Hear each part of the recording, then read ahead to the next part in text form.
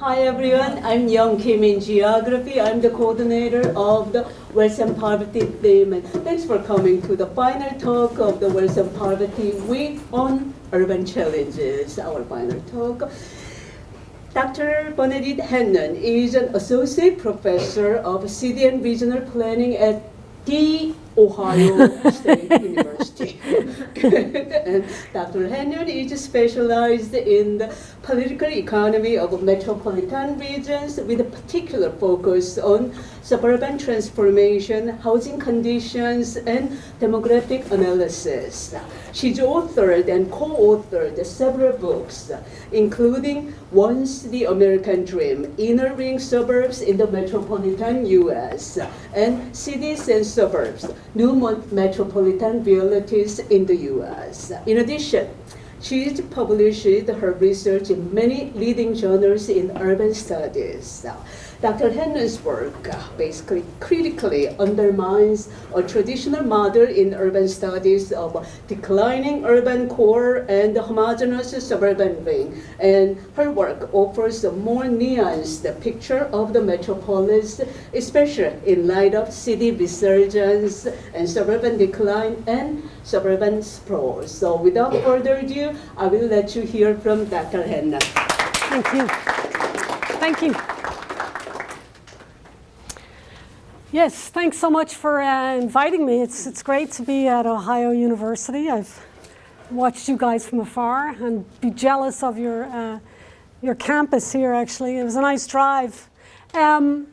So I wanted to start by just sort of, as Young described, I've been interested in suburbs for quite some time and looking at issues of suburban decline. And so what I'm going to present today is really not...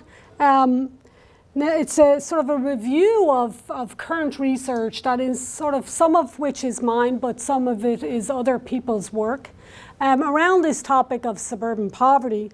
And it's a very large kind of topic and a lot to cover. So I'm going to kind of emphasize a number of kind of key findings and kind of elements to it, and also talk a little bit and identify some of the challenges to addressing issues for the suburban poor in particular. Okay, so I'll just outline my talk so that you can kind of have a sense of where I'm going with this. So I'm going to talk just a little briefly about what I think of as both an increasing kind of suburban complexity within the US, and the US suburbs are very varied. And so I think I want to just kind of talk a little bit about that before I start. And then second, I kind of want to talk also about definitions. And so one of the things that always happens when I give a talk about the suburbs is people say, what are the suburbs and how, what are they? And so I want to kind of talk a little bit about that as well to give you a sense of the challenges to doing this research because of these definitions, right? Third, I want to talk about the suburban poor. Who are they? What kind of places do they live in? And this will actually raise some questions about how we define suburbs as well. So that's like where I'll end up coming back to some of that. And then I want to speak also to what some people are suggesting might be causing this problem of suburban poverty. And then what's important to recognize here is that there's a lot of speculation and not a lot of research to empirically kind of measure and understand this problem. So I think there's room for more research on this topic. And then I want to talk about the implications for the suburban poor and how we're going to try to address some of their issues, right? So this is an image of Levittown out in Pennsylvania. And so this is a kind of a classic post-war sort of suburb. I'm not going to give you the whole history of suburbanization, but this was a sort of a very important period in terms of the development of suburbs just after the Second World War. And so it sort of has, I think, created an image of suburbia as a sort of homogeneous landscape, low density, sprawling kind of place.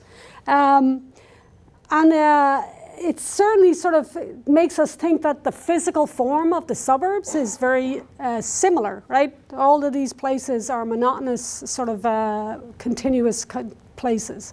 But yet suburbs are actually very varied. And I'll just sort of, on the physical form, just kind of want to sort of address that before I get into sort of talking a little bit about the poverty issue. This is an image of Bethlehem Steel outside of Baltimore City in the suburbs of Baltimore, in a suburb of Dundalk, and Edgemere is where this sort of steel plant is located. And Bethlehem Steel is no longer actually functioning. This plant is now defunct. It's one of the biggest Superfund sites in the United States, and it's located in the suburbs. And so when we think of suburbia, we don't tend to think of industry or heavy industry, but there's lots of this sort of, this is a fairly extreme example, but there are lots of remnants of a kind of industrial sort of period. So during the 19th century, much heavy industry actually left many cities and went out into these suburbs for cheaper land. And so the remnants of these are still located, and we've kind of talked about this issue of deindustrialization as it has affected the inner cities, but I think we don't do enough to describe how this is actually also affecting the suburbs. And so I'll get back to this a little bit. But in terms of the physical form, suburbs are not just residential communities. Also, suburbs evolve and change over time, physically, as well as, I'm going to show you later, sort of socioeconomic changes, right? But this is a post-war house. It's a classic kind of Cape Cod type of style. And actually this is Levittown. They did this really interesting expose after 60 years of Levittown. They did this in the New York Times. And they went back and photographed a lot of these places. And so this part of this house is the original structure. And then an addition was added onto it. So we're kind of always, we don't sort of think about this too much, but individual homeowners are constantly kind of changing their space, and with that changing the urban environment, the suburban environment, right? So we are, as Barbara Kelly, who wrote this book about Levittown, says, we are co-producers of our space, right? And so suburbs are always evolving and changing. Is physically. This is increasingly so as the suburban planning departments around the country want to make suburbs more dense and introduce mixed-use development, introduce these apartments, buildings, and retrofit the suburbs. So we're sort of seeing a lot of changes in the physical kind of form of suburbs. And this is sharing a little bit about the race and ethnic makeup of the suburbs. And so this is work by William Frey, he's a demographer, and this is work out of the Brookings Institution. And so this is showing you the white, black, Asian, Hispanic, and other kind of races within the metropolitan area, cities as well as suburbs. And so I point out a couple of things regarding this slide. First of all, you see that the white population as a proportion of the population is declining in both these cities and suburbs. So I think this is reflecting the kind of diversification of just the US population generally, right? The proportion, we're becoming a majority-minority kind of country, right? And one of the things that's also notable is that this has also occurred, this proportion decline of white population has occurred in the suburban communities as well. And this is actually 2010, but you can see this is still, in later data, this is still going on, this process of change that's happening. And this is also work related to immigration in particular. And some of this work is by a woman called Audrey Singer, and they've written a lot about immigration in the United States. And they talk about places that are they sort of talk about these gateway communities or gateway metropolitan areas. So continuous gateways are places where you always had a lot of immigrants coming in, and that's still occurring. So New York City, for example, the New York metropolitan area still draws a lot of immigrants and has always done for a very long time. But there's also these newer gateways, places where immigrants traditionally maybe didn't go and now they're moving to. So places like Atlanta, Washington, D.C. And they're locating often in the suburbs. And one of the things that's really changing is immigrants are now moving directly to suburbs. They're not necessarily going to the city and assimilating and then moving out into suburban communities, but going directly there. So the suburbs are changing physically and socially, right? And the suburban poverty is kind of part of this overall change and transformation, right? So what is a suburb? Well, so one of the challenges to looking at this data is that there's no real definition that you can draw from, right? And the census doesn't collect data on suburbs per se, right? What they do is they sort of indirectly define, sort of in some ways, suburbia as the space that is not urban, right? But it's not rural. So it's somewhere in between, right? And so this map here is of the metropolitan area of Columbus. And the metropolitan area is made up of counties, often has a core that those surrounding workers from those surrounding counties, a certain percentage of them must commute into the core, and then that county becomes part of a region, right? So these are metropolitan regions. So there's a connection to this core. And then this sort of yellowish area is the urbanized or urban clusters that the census has identified.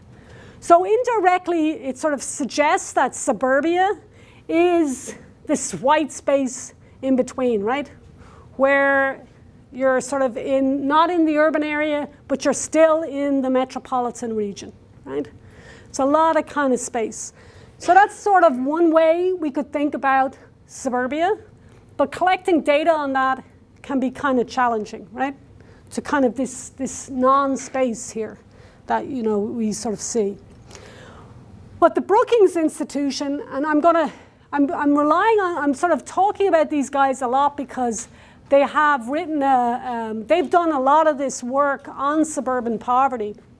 There's others that have as well, but they've been talking about this for some time. And they have a book out called Confronting Suburban Poverty in America. And I'd advise you to take a look at it. It's very interesting. They have a website which does a lot of profiles of some of these places that they've identified as having a lot of poverty in these suburbs. But they have a particular kind of definition that they use. And there's some criticism over this definition. And I'll talk a little bit about that later when I kind of get into, I want to show you some of what they found first and then kind of talk a little bit about some of the ways in which others have tried to define suburbia differently. So they basically take the metropolitan area and identify these principal cities in them. And then anything that's not in the principal city but in the metro region is a suburb, okay? So that's how they sort of identify it. So what have they been finding so far? So one of the things is that, and this is the numbers of people. This is not proportions. There's still proportionately way more poor people in cities than suburbs, right? We just need to say that straight away, like the proportions are not the same, right? But in terms of actual numbers of poor people, there's more poor people living in these suburban areas than there are in these urban areas. And they've noticed this rise in this issue sort of beginning in around 2000 and after, right? You start to see this increasing kind of poverty in these particular areas. So if you went back, what they're talking about here is poverty in these places right outside of this city. They've also found that when you look at a metropolitan region and you try to understand where is the share of poor people living, most of the share of the poor in that region are actually living in the suburbs in a lot of these big metropolitan areas, right? So if you think about somewhere like Boston, for example, 71% of the poor people who are living in the Boston region live in these suburbs, right? So that's kind of really an interesting kind of thing to think about. So that's occurring for lots of these big metro regions, right? So 59 out of 95 of the top largest kind of metros. This is sort of it's a lot of data, but one of the things they've been looking at is how has this share been increasing over time, right? And this is the top 20 of those that have seen the largest increases in the share of suburban poor, right, in their metro regions. And the three of those are in Ohio, right? So we have, I'll give you an example. If we look at Cleveland, back in 1970, most of the poor people, only 36.9% of the poor people of the metropolitan region of Cleveland lived in the suburbs. When you look at today, 2012, that's increased to over half of all the metropolitan poor, to this 56.4%, right? So we're seeing this increasing share of poor people out in the suburban communities. One of the things I want to point out is that poor people did live in suburbs even back in 1970, right? We sort of while it's a growing kind of phenomenon, there was always poor people in suburbs. We just never talked about it, right? We never really talked about that issue so much, right? So even back in 1970, if you think about Atlanta, right, 60% of the share of poor people in the Atlanta region were living in these suburbs rather than the city of Atlanta, right? So I think this is a sort of a hidden population that we haven't necessarily been addressing. Well, so what are some of the characteristics of these folks, and how might that be different to the characteristics of the urban poor? And when we think about poverty, we sort of think a lot about urban poverty, which is, and I'm not saying that we shouldn't concern ourselves with urban poverty, right, because I'm talking about suburban poverty. I'm just addressing the fact that there is suburban poor and we haven't been really necessarily talking about it as much, right? So the first thing is in terms of the different characteristics of these folks, is that it tends to be just slightly more likely to be married if you're suburban poor than if you're in the urban area, right? And you're slightly more likely to have children, right? Just a little bit more likely to have kids. When you look at the race of folks that are living in the suburbs, right? They are predominantly white, right? So this is really sort of an interesting kind of phenomenon here. So 49.2% of the suburban poor are white. Right? These are folks compared to only 29.3% of those that live in urban areas. If we look at the immigrant population, there are some folks, it's still predominantly a kind of urban issue, the poverty for immigrants, but there's still a substantial percentage of the foreign-born that are the suburban poor that are foreign-born. If you look at the income levels, the suburban poor, everybody's poor, right? But the suburban poor have a little bit more income. Their incomes are just a little bit higher. They're not on the more extreme poverty end, right, necessarily. They're a little bit above, but they're still in poverty, right? Some of them, many of them own their home, more so than they do in the urban area.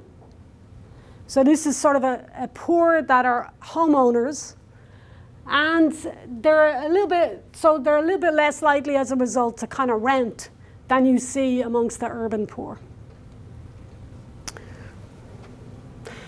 Please ask questions if you want. Don't, you can throw out things if you're, because it's a lot of data to sort of digest. So I want you to, feel free to ask questions. So if I summarize this just a little bit, and this is sort of I didn't show you all this data because it's just too many tables to take in, right? But when you look at the similarities between the urban and the urban and the suburban poor, there's similar proportions of them are of working age, right? So there's sort of they have that age category. It's not a question of all these older people are living in the suburbs and that's why we have this poverty. There are similar kind of working proportions of people who work. Most of the poor in the urban and the suburban are employed, right? Despite what we might try to think about, well, these were the days of welfare reform and all of that, but they're working, right? And most of them, the suburban and urban poor, have similar earnings. So it's not like one is making less, they have similar kinds of earnings, right, in terms of when they do work. What are some of the differences? Like I mentioned, suburban poor are much more likely to be homeowners. They're more likely also to have completed high school, and more likely, just slightly more likely to live in a kind of two-parent household. And the suburban poor are more likely to be white than the urban poor, which is one of the things I talked about. So one of the things that I think is really important about this issue is that the suburban poor, when they're African American or Hispanic, they tend to live in high poverty neighborhoods in the suburbs, right? So the white poor are more easily dispersed into these more middle class communities, right? And I'm going to talk about this.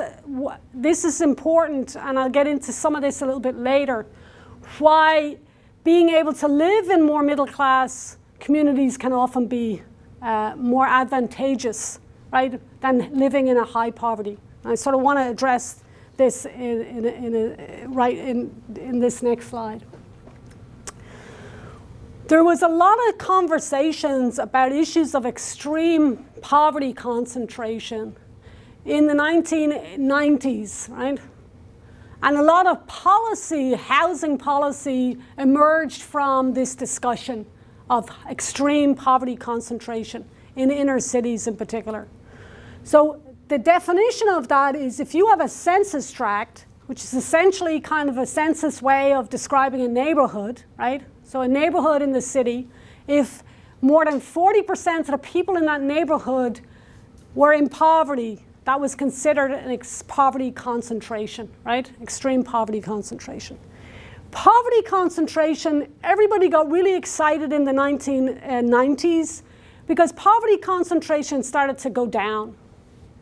And people were like, oh, maybe we've really kind of solved this problem of this deep, extreme poverty neighborhoods in our cities, right? But it's gone back up again. And it's been rising again with now about 14 million people living in high poverty neighborhoods, neighborhoods with 40% of the population lives in poverty. And that's more than twice the amount of people that was there in 2000, right? So we're seeing a lot more people living in these extreme poverty neighborhoods. And of these, a lot of them are poor. Not all of them, but a lot of them are poor. You can live in a high poverty neighborhood and not necessarily be in poverty yourself. So what's the problem with that? Well, when they were looking at this issue of concentrated poverty back in the 1990s and so on, and this is called the neighborhood effects, right? What's the effects of living in a place that has really high poverty? There are lots of studies on this, and I'm not going to go into too much detail, but basically there's a few things that happen. You get exposed often to very high crime rates and extreme kind of violence, right? And a lot of folks, if you go into very high poverty neighborhoods, have a lot of trauma and stress from that, right? From that exposure.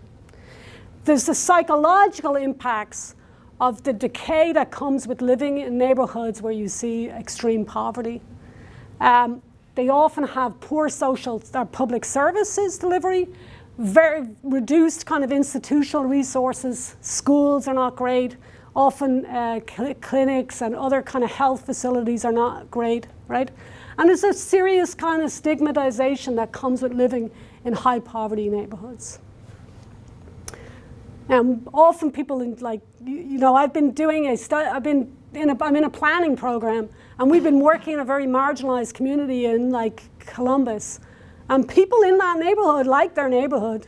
We have all these images of what is high poverty and what it does, but people like their neighborhood. So the stigmatization is coming from kind of outside of that neighborhood, right? So these are some of the effects.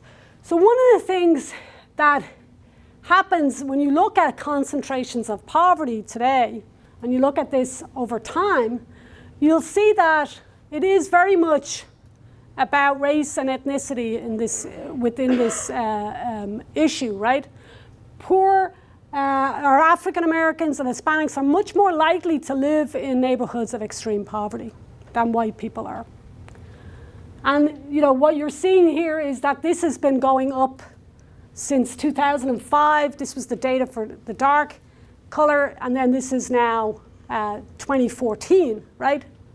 So what you're seeing here is an increase in the percentage of poor people that are living in these concentrated poverty neighborhoods, right?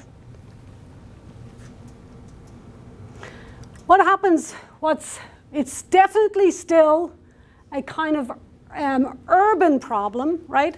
So this is cities, the darker kind of color. These are cities. But what's interesting is that the suburbs, and I didn't show you some of this over time, but this has increased in the suburban communities as well, this idea, this concentration of poverty. So it's also very much about a sort of racial and ethnic segregation, right, into these neighborhoods. So it's not so much the white population being living in these kinds of neighborhoods, at least in the suburbs, right? The proportion of the poor are not necessarily living in those neighborhoods. So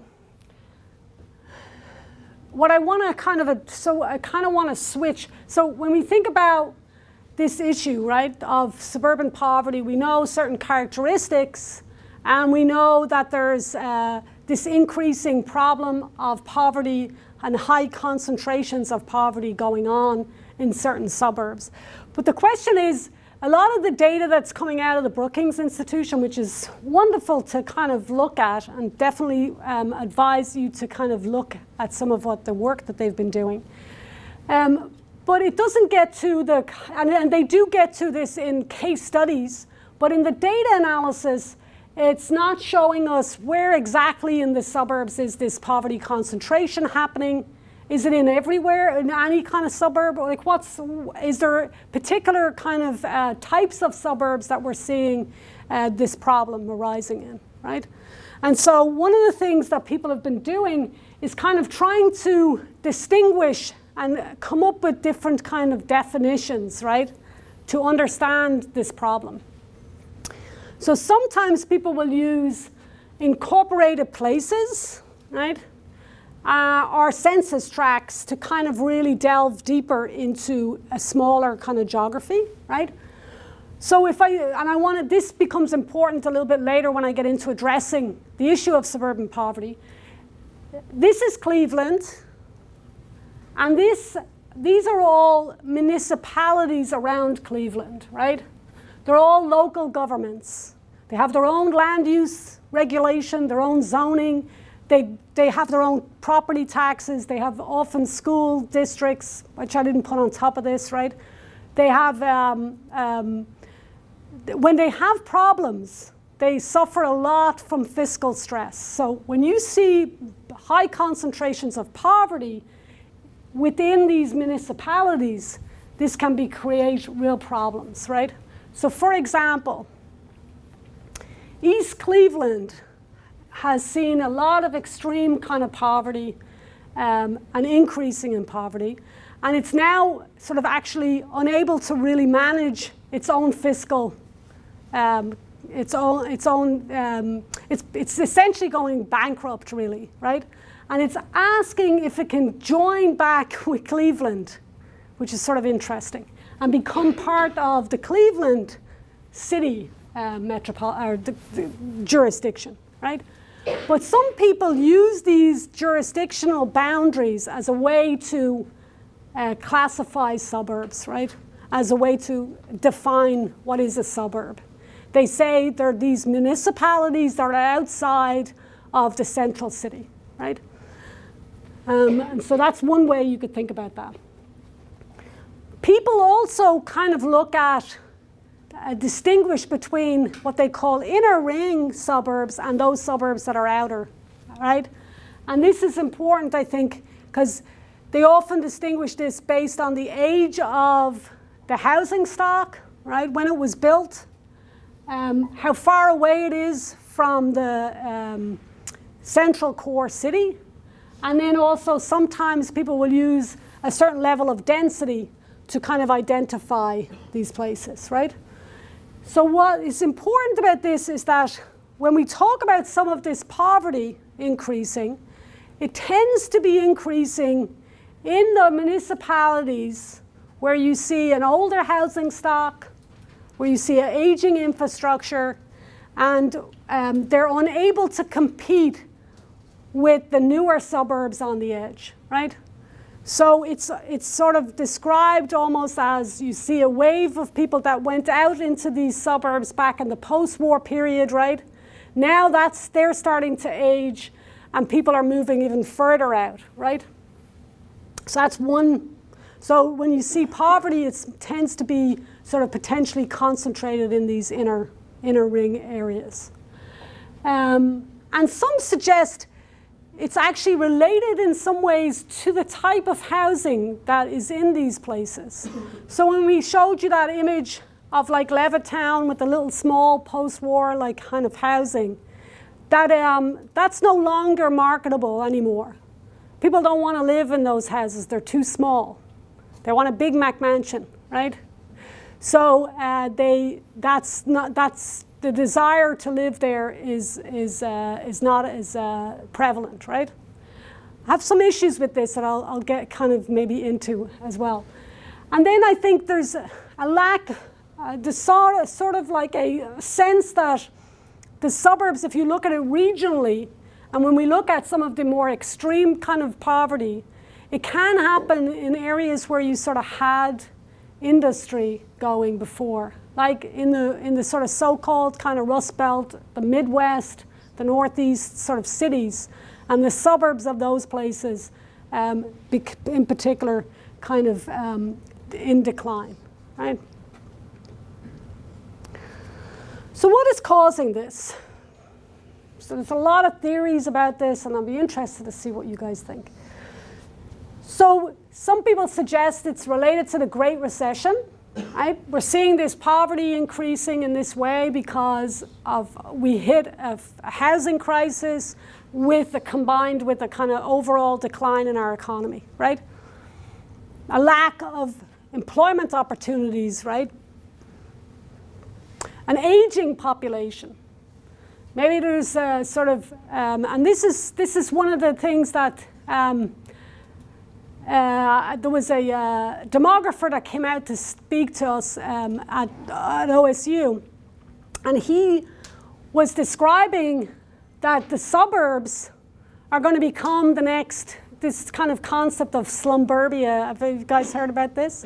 But it's an idea that there's a lot of elderly folks that bought their house, and there's going to be a flood of this housing on the market that's not going to be able to sell, because nobody's going to want to live out there. Young people want to move into cities. They don't want to live in this kind of environment, right? And that aging of our population is creating a kind of problem because they're not going to be able to sell off. They want to sell off their housing and downsize, and it's just the market's not going to be there for them. I'm kind of unsure about that either. But anyway. Population growth of the suburbs themselves. We just see this changing demographic going on just generally. So this is just part of a process, right? This is part of this changes just going on across, in the metropolitan regions themselves, right? And the suburbs are just growing, and people are just moving there, no matter if they're poor or not, right? Some people suggest that it's maybe immigration. And because we have immigrants moving out into the suburbs, they're generally like not as higher income, and there maybe that is why we're seeing poverty. Not so sure about that either. Some suggest that it's related to housing policy.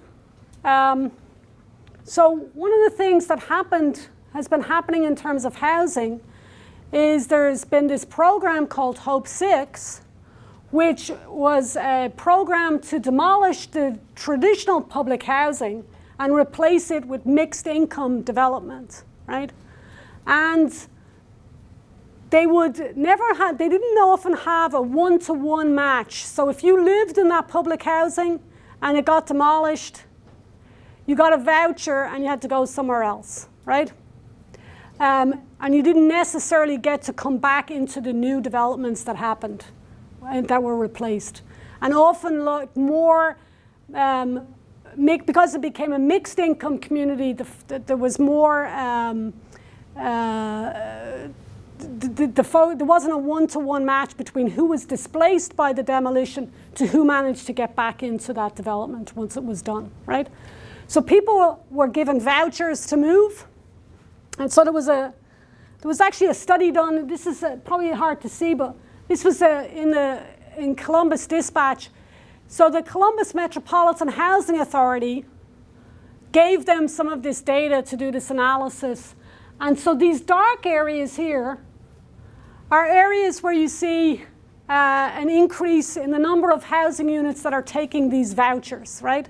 And the Housing Choice Voucher Program is essentially a kind of subsidized housing program that gives you a rental voucher to go rent in a private marketplace, right?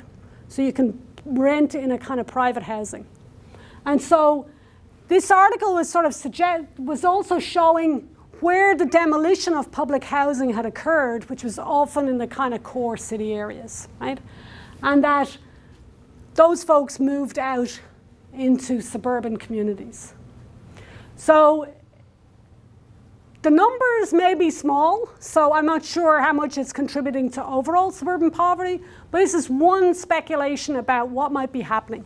There could be just folks that were living in these public housing units that have moved kind of out. And another theory is that it's to do with gentrification of the city, and that the cities have become much more unaffordable. The housing affordability issue in the suburbs are in the inner cities, and cities is driving people to get affordable units out in the suburbs. So this is one. And then there's this idea of this racial segregation. So it's sort of combined in some ways with this idea of gentrification. You sort of see a shifting dynamic of race combined with this gentrification, and the folks are segregated into kind of aging, declining kind of suburbs, right? This is sort of another sort of theory. But as I said, very few of these have been actually empirically kind of tested, or to sort of really see if that's the true cause. It's sort of a lot of, in some ways, speculation about what's happening. So how do we address this problem? So one of the big things I talked about was the fiscal stress for poor suburbs can be really devastating. So if you live in one of these municipalities, some of them are very small, population-wise. When I was doing my studies, they had talked about this suburb called Robbins outside of Chicago, I think it was called Robin. And they ended up they couldn't even pay for garbage collection, right? The suburb had become, there's poverty, they'd lost so much tax revenue, right? And the property values of the houses had declined, the property taxes went down. Once that starts to happen, some of these small places, it can be pretty devastating. And they say that poor suburbs are actually in a blind spot. So a lot of our federal programs, like the Community Development Block Grant Program or Hope 6 or Home, all of these programs are really not designed for these smaller places. You have to have a certain population size to qualify for those. And so sometimes that the county will be given that money, but then the county has to divide that up amongst all of these different municipalities, right?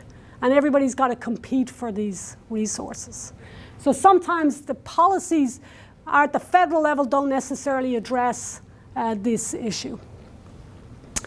There's also a sort of sense of a lack of overall kind of social service provision, right? And there's a professor called Scott Allard who's been really looking at this issue of how to service people who are living in poverty in the suburbs. And he's done a number of different studies, but he looked at tax revenue data to try to the IRS data on non-profit entities, right? To try to understand where are they located and what are they doing. And basically he sort of found out, I'll give you some of his data, 54 out of 67 municipalities that he was looked at had no registered employment services, non-profit groups, right? 37 out of 67 had no registered non-profits that specialized in providing emergency food assistance, for example, right? So there's the service provision, the non-profit entities are not necessarily there as much as, because we don't tend to see this as a problem. So one of the things that is also a problem that's been noted by some of the social service entities that are there is that the suburban built environment doesn't make things very easy for people to access services. There's often not really good transportation systems. There's often not very walkable. I did a study that was looking at food access, for instance, amongst poor people that were living in a housing development out in the suburbs, and they have to walk on they have to practically walk on a highway to go to a grocery store. I mean, this is really, so this built environment doesn't lend itself to this service provision for these folks, right? The diversity of the suburbs means there's a diversity of challenges. And so one of the things that's interesting about, there's a woman called Alexandra Murphy who's been looking at this issue, and she's identified different kinds of suburbs. So some suburbs that are, especially those that are close to the city, where they may have a lot of poverty, the social service entities might work across these boundaries, right, of the city. And so they sort of do okay. But then you've got other suburbs where you have poor people that are sort of dispersed throughout this middle class community. And the middle class folks don't even realize that they're there. They don't think that there's any kind of problem, right? So they're just not addressing any of these needs because it's sort of hidden. So when you have different types of poverty dispersed or concentrated, there may be different challenges for different ones, right? And I think there's certainly a kind of hidden sort of problem here. So to sort of wrap it up a little bit, one of the things I'd say is the challenges of this work is that we don't really have a very good universal definition of what we mean by suburbs, right? And so when you're going out as a researcher, you have to collect data, you have to collect information. What is that geography that how do you do that? How do you define, and researchers are just defining it any way that they can, right? And so we see very different kind of definitions going on in some of this work. There's certainly evidence that poverty is rising in the suburbs. We see a concentrated poverty rising in the suburbs too, which is a real kind of concern. And there's some serious challenges to serving the needs of the suburban poor. And I think the reasons why we're seeing this suburban poverty is something that's ripe for kind of new research. For anyone who's doing a PhD, if anyone who's out there, this is a good area to kind of get into, because I think we don't really have a good handle of that. And so some things to kind of consider as I've been thinking about is the growth of suburban poverty likely to continue? What's what is the what's the likelihood of this happening, right? Is this just a blip in a sort of a problem that way? Since there are different types of vulnerable suburbs, maybe do we need to really tailor our needs differently for different places? What's the role of the federal or state or local government in addressing this issue of suburban poverty?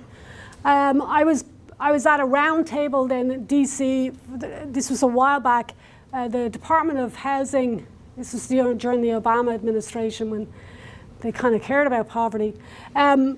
They brought the Department of Housing, our Department of Health and Human Services brought a group of people together to understand more about this issue of suburban poverty, because the federal government kind of recognizes that its policies or its programs don't necessarily address the needs of these smaller communities. And so they're sort of trying to figure this out, at least they were back then. But what is the role of the federal government in some of this? And then what populations are really more vulnerable?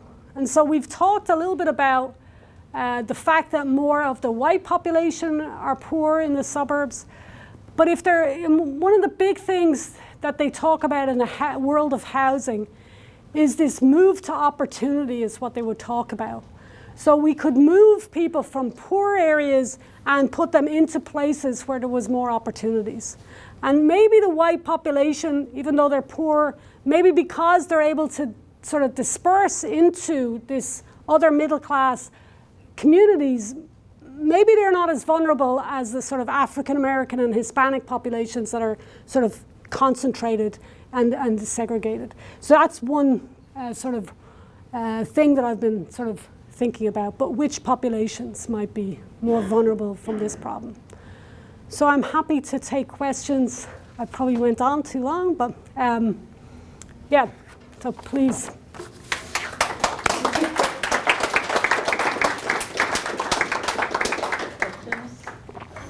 So you touched on something that resonates with me, the built environment in the suburbs as a potential issue for the poor in the suburbs.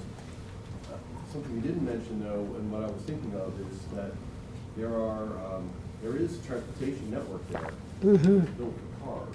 Right. So it really requires them to have a car to get to work, to get to the grocery store, to get places. So that's an increased cost that a similar person in the city may not have. Right. That could play a major factor, I think, in having money to feed your kids. Yeah. Difference in cost. Have you encountered discussions about that? Yeah. So this is so what's interesting in the planning world, we hate cars, right? We're trying to get people to stop using them. And so when you, like, even in this, Columbus is a sort of very low density kind of city, right? It sort of almost has a suburban feel. And the neighborhood that I was talking about that's sort of struggling, one of the things they want is to have a car. And we're in the city trying to tell them, no, you got to use the bus. And so because we want people to use more transit, right? Because of climate change and all these other kinds of issues. But yes, certainly I think having a car is a necessity. I mean, there's a sociologist who did some of her dissertation work where she actually lived in this suburban community for a long time and did a sort of ethnography, which was really awesome. But she describes how there's a real need for cars, and if you don't have one, there's a lot of sharing of that resource amongst the folks that are living in this community, but that's a big, big problem. And in the food access, when I was doing that study in food access, that was outside of Cincinnati in a very kind of nice middle-class community. And it's a sort of housing development. And one of the women was talking about having her car break down and how she just, it was really like hard to deal with that problem because you just can't get to work, you just can't go anywhere. So yes, definitely. I mean, I would like to see more transit options myself, but people have to live, right? So it's really challenging. Yeah. So in your research, do you have, based on the research you've done, is there a model of a city or suburban area that's doing something right that you think is like a good model to think about as these questions go along? Yes, maybe. So one of the issues is, I did a lot of my work in Baltimore. I did some of my work there. And in Baltimore, in fact, this is a map, this map here. So this is Baltimore County. And so Baltimore County has an urban growth boundary that kind of goes basically like this. So this is fairly rural. So it's a really kind of classic, kind of smart growth kind of place, right? It's had a lot of, hardly any development up here. But it has Bethlehem Steel, where I was talking. These are all industrial kind of places, previously industrial. And they've seen a lot of decline. But so the county has been, since the mid-1990s, actually has had an Office of Community Conservation that's aimed at reinvesting in these communities. So, but what's important to recognize is that Baltimore County, even though these are individual suburbs, they're not individual incorporated areas. There's no municipalities. So the county has the resources to kind of do that. So, because it's got very wealthy parts to the county, very poor parts, and so all of that tax revenue can be redistributed in a way to help these communities. So I would say that's been a really interesting kind of model. Maybe hard to replicate in like somewhere like Cleveland, because of all of the different municipalities that are there.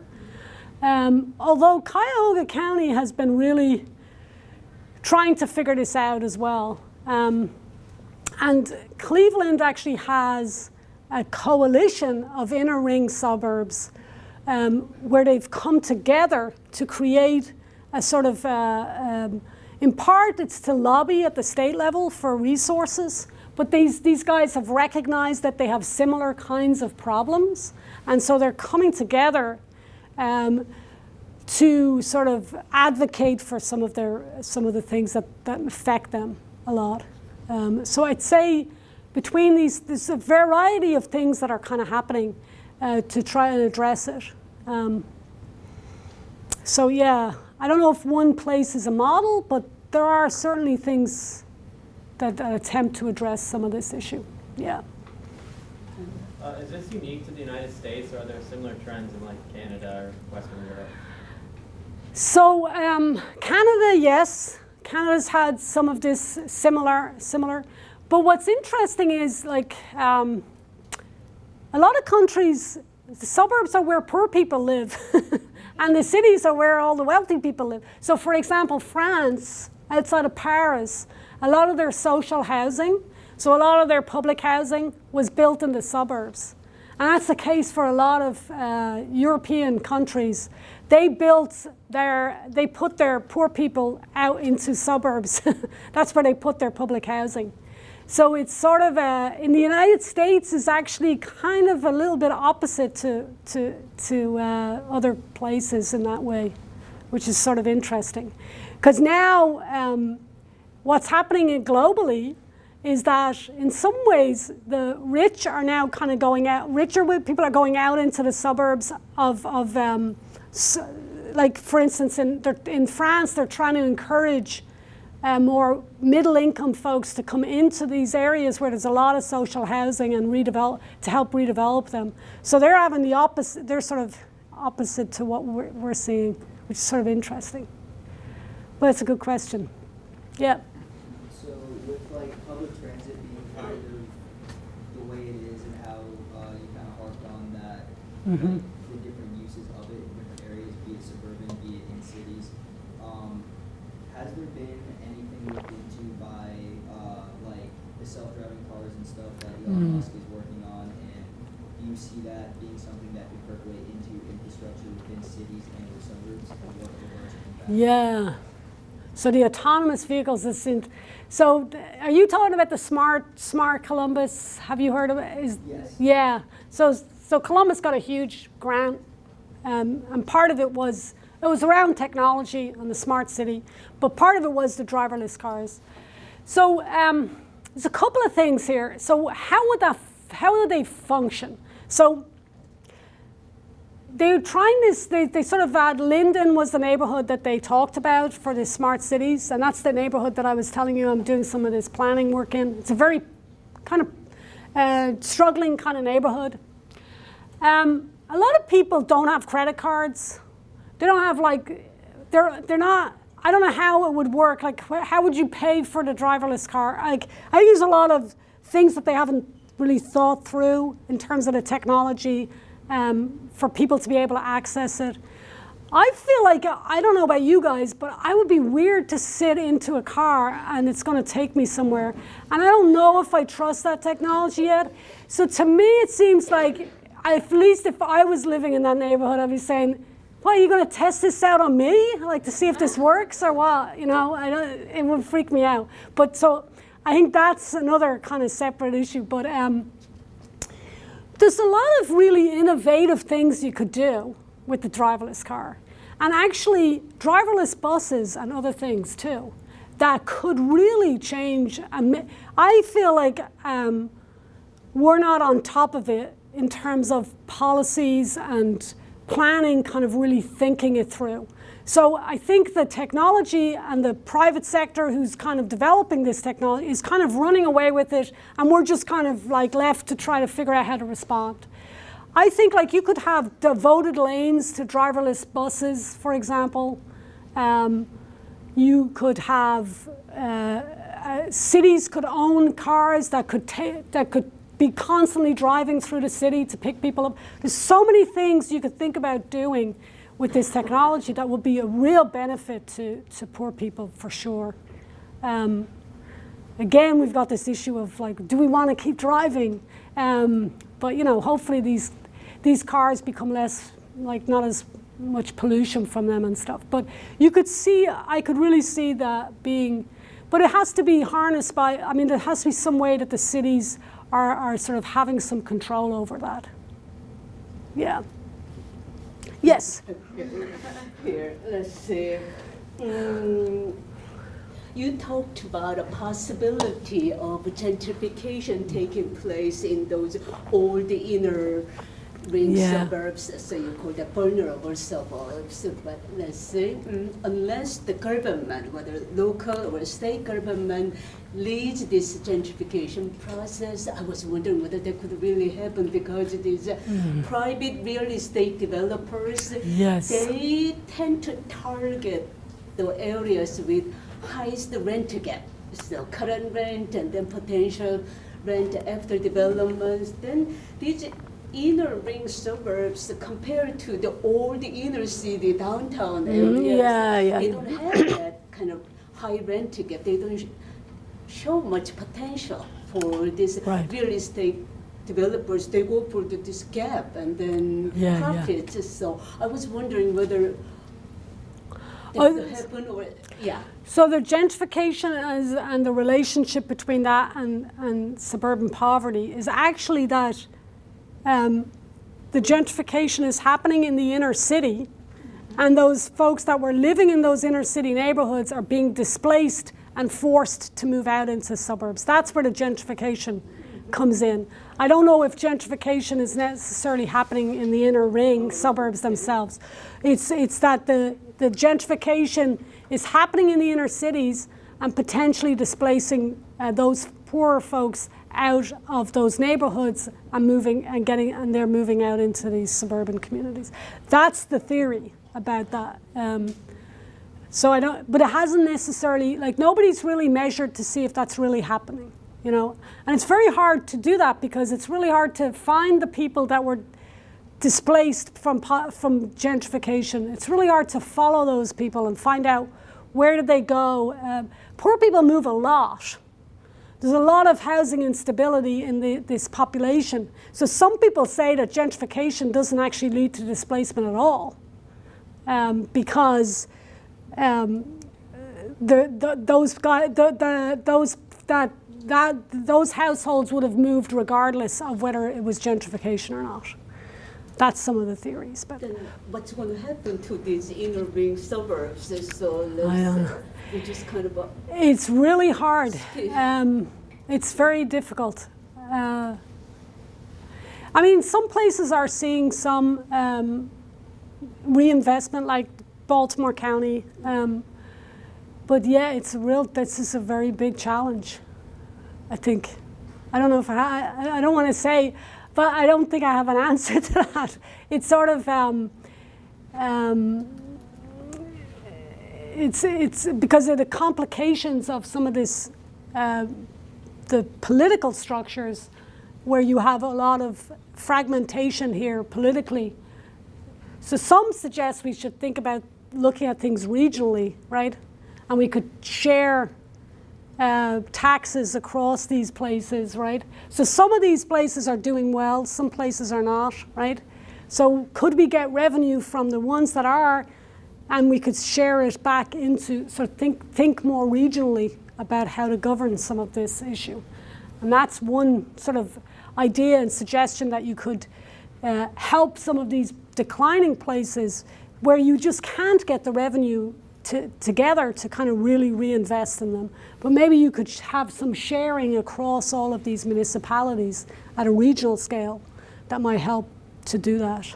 Yeah. This idea of fiscal inadequacies, as you know, as we've been talking about for a long time. It used to be the underfunded inner city and the wealthy suburbs, and the idea of what this tax-based sharing could do, we're sort of flipping on its head. So I'd be interested to see the communities that do have some kind of tax-based sharing. Minneapolis, quite famously, if they have less of this, would be an interesting way to, I think, explore that. Yes. And I think one of the studies that I've often wanted to do, and I've never gotten it together, is to compare these two places here. So this has no municipalities, right? These are suburbs, but they're not individual incorporated cities, right? So these guys, this place here in particular is sharing its revenue sources to reinvest into these declining parts. This is a politically fragmented region that doesn't have that possibility. So is this going to kind of come back? Is this going to see more reinvestment than this area?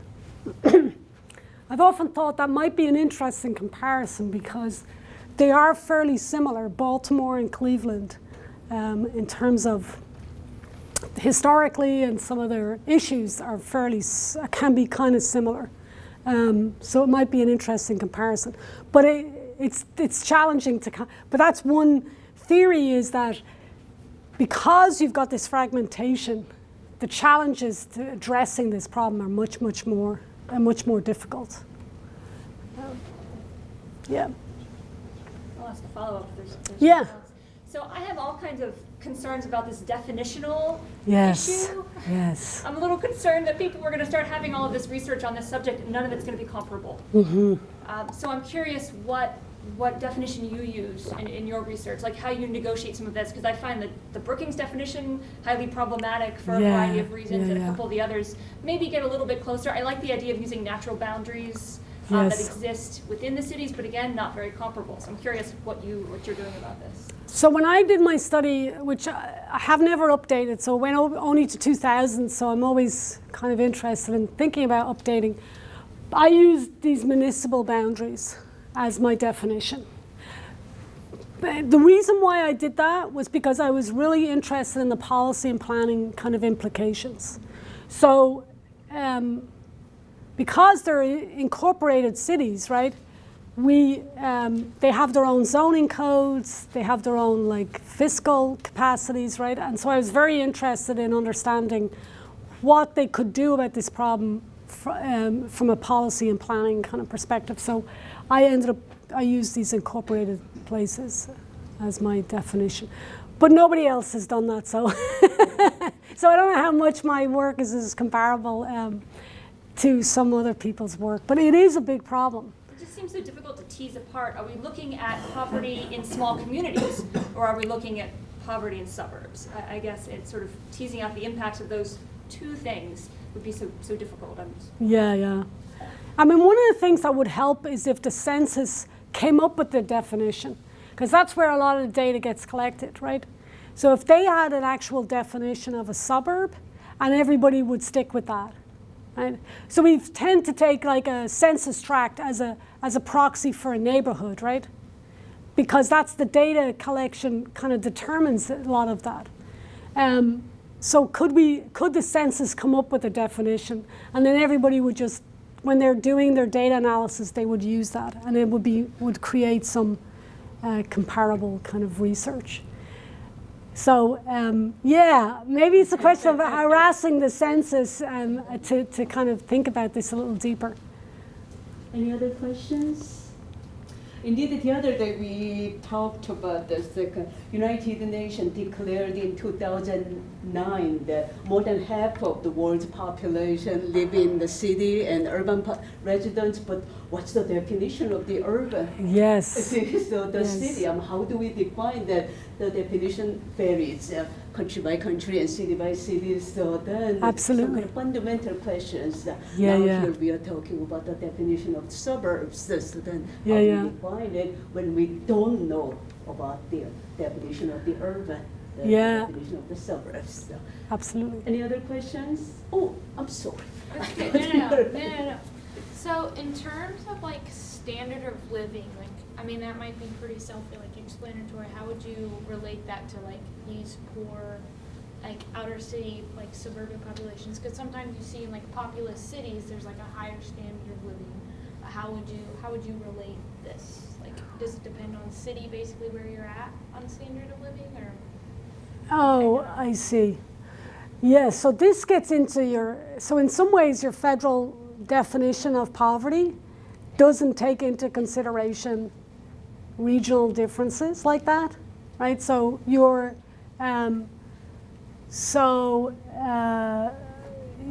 I think the poverty level for a family of four, I think it's somewhere around 24,000, right? Somewhere like that, right?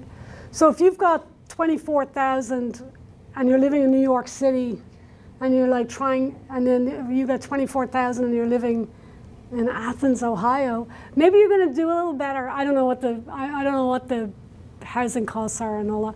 But so certainly, I think standard of living is really, how expensive it is to live there is important. I think one of the things that people are suggesting, and I think this could actually be potentially true, is that the suburbs are becoming more affordable in terms of housing and a lot of the sort of struggling older inner ring suburbs, some of them actually, like this neighborhood down here of Dundalk, they actually were trying to market themselves as a great place for a first-time home buyer, young couple who needed, so in some ways they're certainly becoming much more affordable than some of the inner city gentrifying kind of neighborhoods. So I really think that is that standard of living is really important. But then you've got other expenses too, I suppose, like a car you'd have to have and those kinds of things. But yeah, I think the affordable housing issue is probably, I think that makes the most sense as far as a driver of some of the suburban poverty, along with some of the economic opportunities just broadly. But that's an issue for sure. Oh, thank you. This has been great. Thanks a lot.